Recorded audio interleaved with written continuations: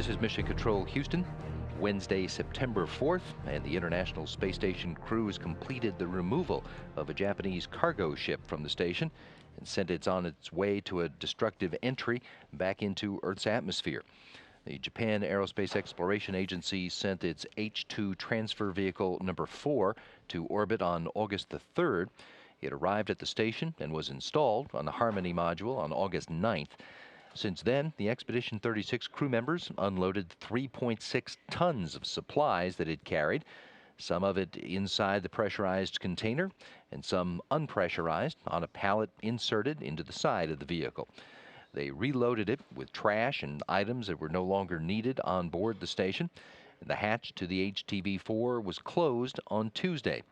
On Wednesday morning, the crew commanded the opening of the restraints holding the HTV to Harmony, and ground controllers commanded Canadarm2 to remove the vehicle from its docking port and placed it into proper position.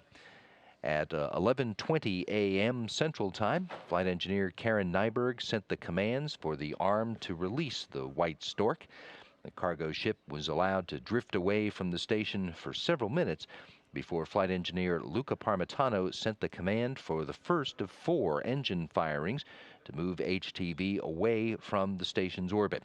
Its flight is being monitored by the Japanese flight control team, the HTV flight control team, and it is that team that will command the final entry of the vehicle into the atmosphere coming up on Saturday, September the 7th, when it and its cargo will be safely destroyed.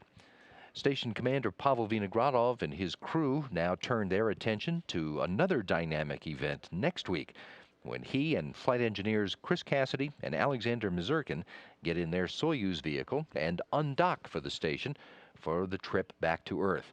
A good bit of their time this coming week will be devoted to packing up and preparing to come home after some 5.5 months in space. They're due to depart the station on September the 10th at 6:37 p.m. Houston time and land in Kazakhstan just before 10 o'clock Houston time that same night. Their undocking from the station next week will mark the start of Expedition 37 and Fyodor Yurchikhin's second tour of duty as the International Space Station commander.